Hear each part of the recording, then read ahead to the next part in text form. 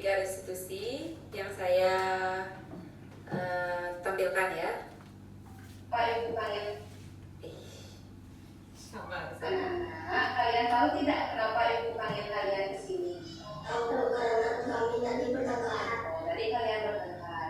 Sekarang Ibu bertanya, apakah bertengkar itu merupakan sebuah kesalahan? Ya, Bu. Ya, benar sekali. Bertengkar itu adalah sebuah kesalahan.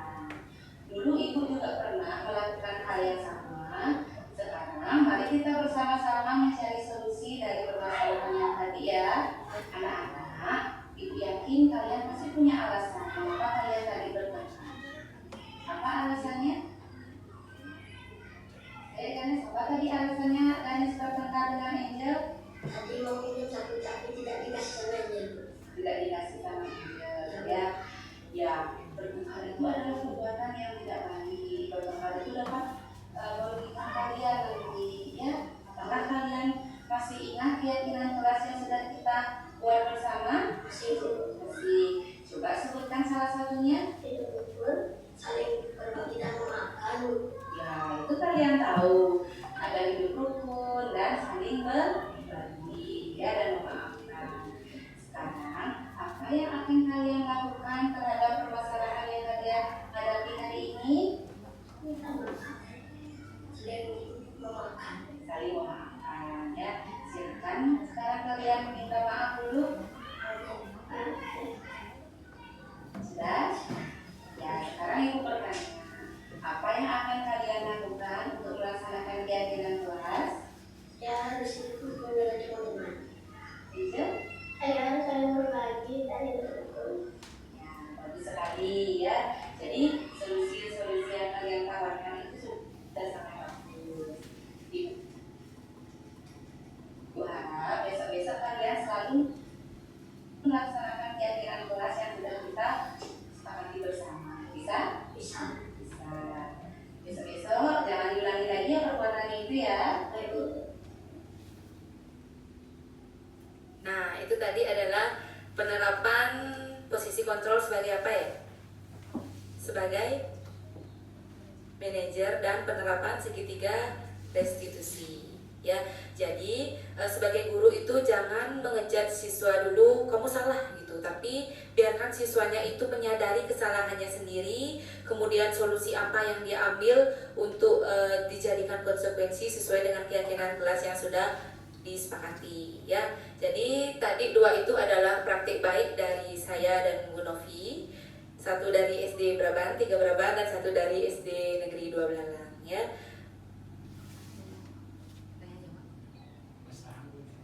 Oh ya, untuk selanjutnya saya serahkan kembali ke moderator.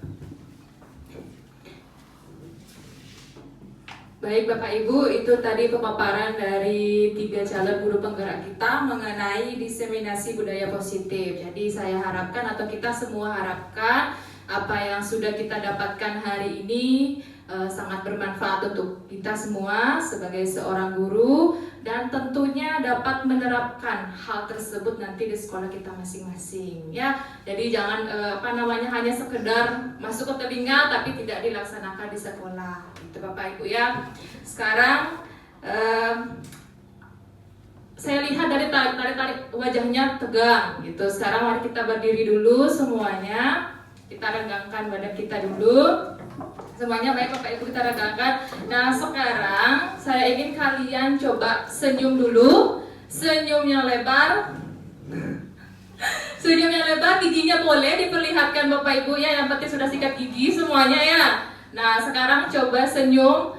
Senyum, kalian silakan senyum di samping teman kalian ya. Jangan seperti orang ya, boleh lihat temannya dulu. Senyumi temannya. Nah sekarang boleh dipijat temannya dulu. Pijat temannya, pundak temannya. Bagi laki-laki silakan pijat sendiri ya. Laki-laki kalau mau pijat sendiri, pijat dulu biar rengang.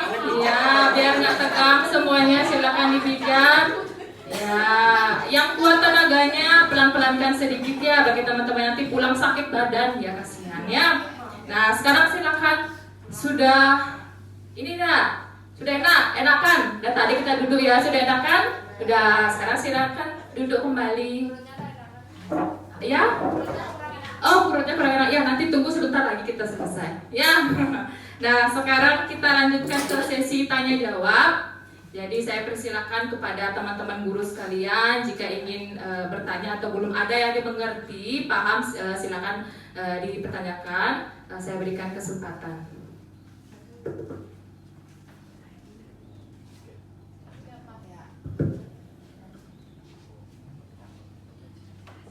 Terima kasih atas waktunya.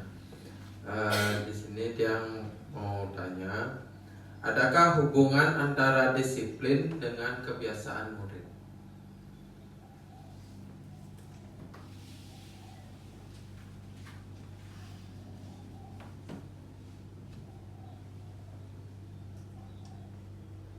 Apakah langsung dijawab atau kita lanjutkan dulu ke pertanyaan berikutnya. Baik, terima kasih atas kesempatannya. Saya mau bertanya, bagaimana peran orang tua dalam penanaman disiplin bagi murid? Terima kasih. Bagaimana peran orang tua dalam penanaman disiplin bagi murid? Ada lagi yang mau bertanya? Ibu Sudewi.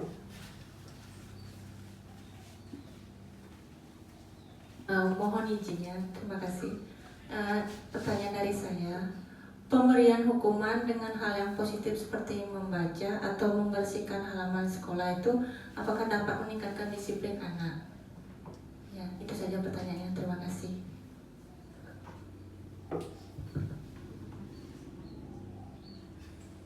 Apakah ada yang lainnya?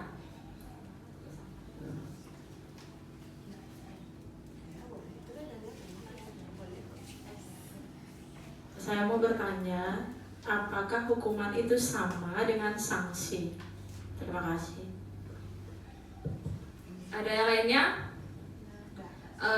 Kalau gitu boleh saya bertanya? Banyak sekali pertanyaannya. Saya tambah satu aja. Ya, pertanyaannya begini. Bagaimana caranya kita menerapkan budaya positif tanpa memberikan pujian atau hukuman? Tanpa memberikan pujian dan hukuman. Karena kan terkadang anak ingin melakukan budaya positif itu kalau itu diberikan pujian. Oh, kamu rajin sekali ya, gitu. Lakukanlah mereka gitu. Kan tidak mungkin mereka melakukan budaya positif terus dengan tujuan hanya ingin diberikan pujian.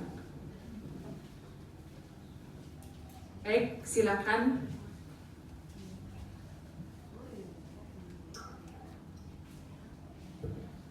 Baik, terima kasih. Jadi ada 5 pertanyaan. Jadi yang menjawab nomor 1 dulu ya. Terima kasih. Jadi dengan adanya 5 pertanyaan ini, jadi dia anggap bahwa apa yang kami sampaikan tadi merupakan hal yang menarik buat rekan-rekan sekalian. Jadi dia tanggapi yang pertama, adakah hubungan antara disiplin dengan kebiasaan murid? Ya, jadi antara disiplin dan kebiasaan murid itu tentu saja INKI memiliki hubungan yang sangat erat, bahkan lebih erat dari saudara kandung, ya. Jadi disiplin itu saudara kandungnya kebiasaan murid. Jadi tetapi disiplin itu merupakan kebiasaan baik dari murid. Jadi apapun yang dilakukan oleh murid berulang-ulang tetapi dalam bentuk hal-hal yang positif, itulah yang kita sebut sebagai sebuah disiplin.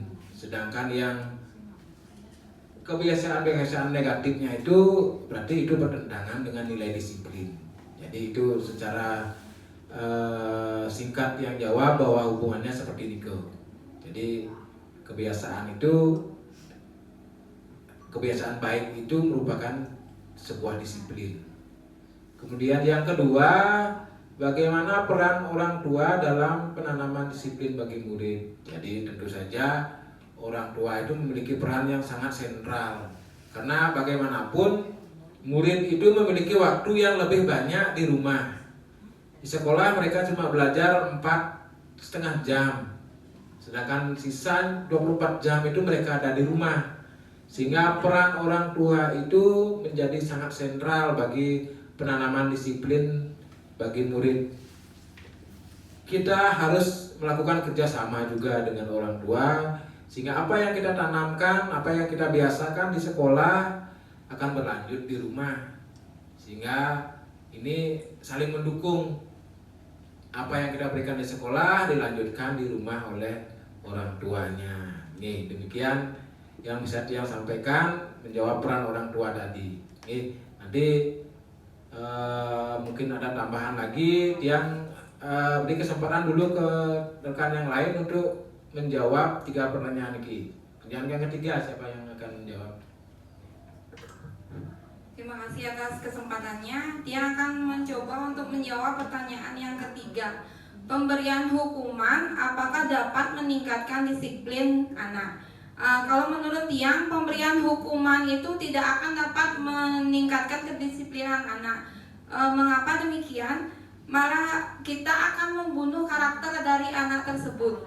Anak-anak tidak akan mengetahui kesalahan apa yang mereka perbuat. Mereka cuma mengetahui itu salah dan saya akan dihukum. Jadi mereka tidak akan bisa memecahkan atau mencari solusi dari permasalahan tersebut. Jadi kedisiplinan pada anak tidak akan bisa meningkat.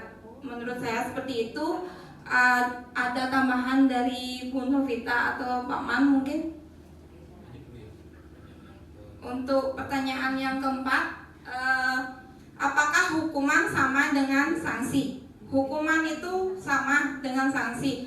Kita tuh memberikan sebuah hukuman atau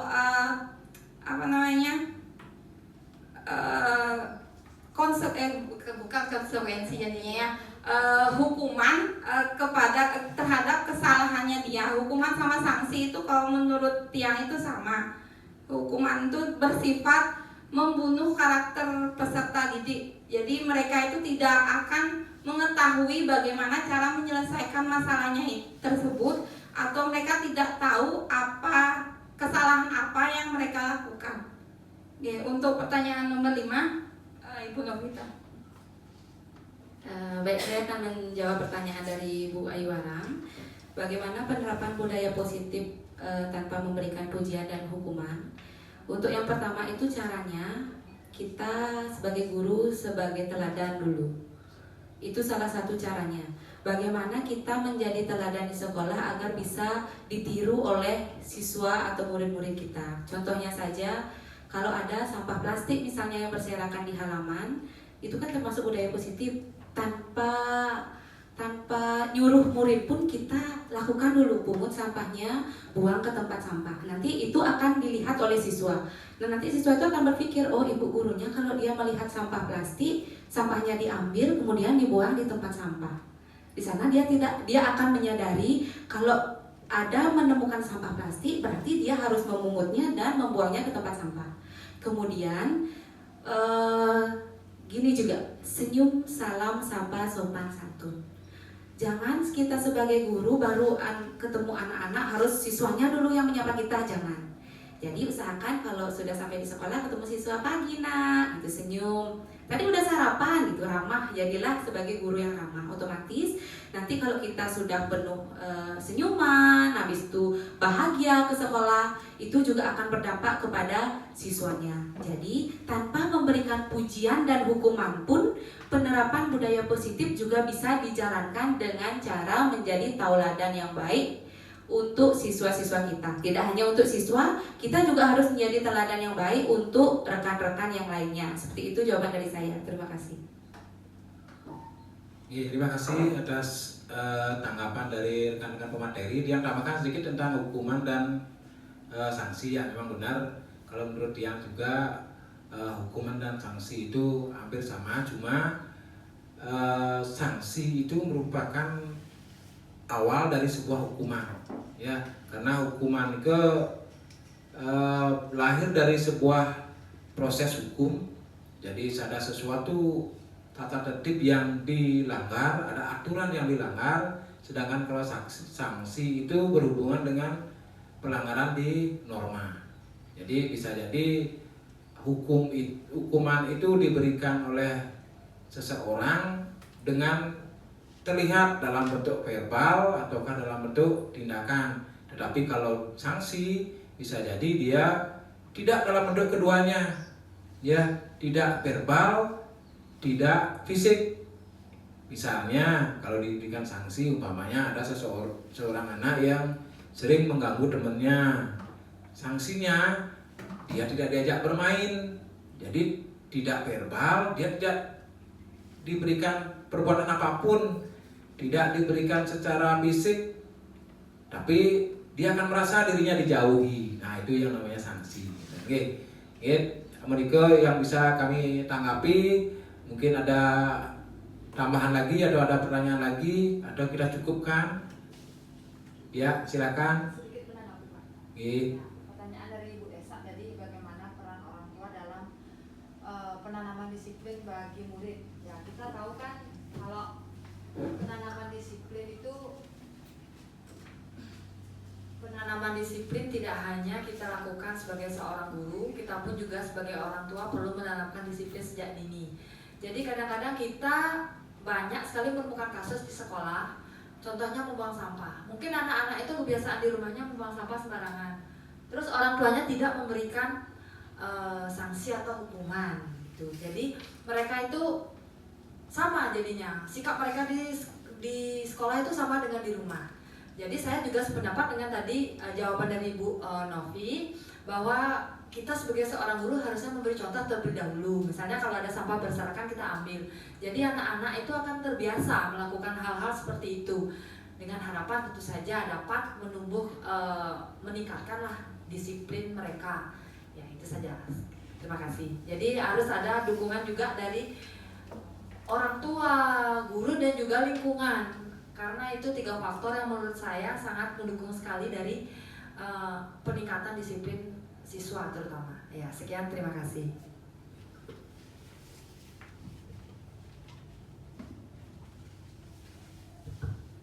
Baik, apakah ada lagi yang ingin memberikan tanggapan? Kalau tidak, untuk sesi tanya jawab saya cukupkan dulu. Kita lanjut ke kesimpulan.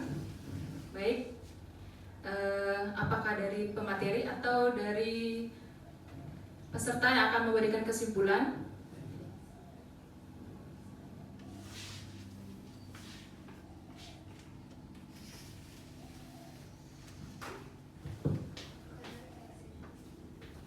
Kalau begitu kita refleksi saja dulu. Ya. Kesimpulan kita ambil dari refleksi, ya.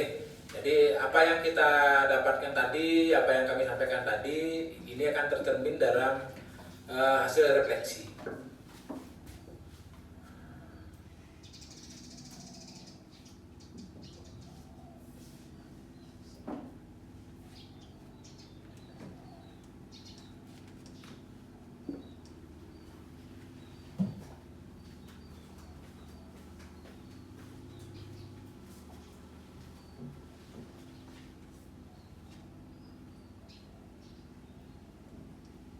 Oke, itu refleksi. Silakan rekan-rekan cermati dan tuliskan dalam kertas masing-masing bagaimana perasaannya, bagaimana pelaksanaan diseminasi kita hari ini, dan apa yang sudah Bapak Ibu dapatkan. Yang beri waktu 5 menit untuk mengisi refleksi ini.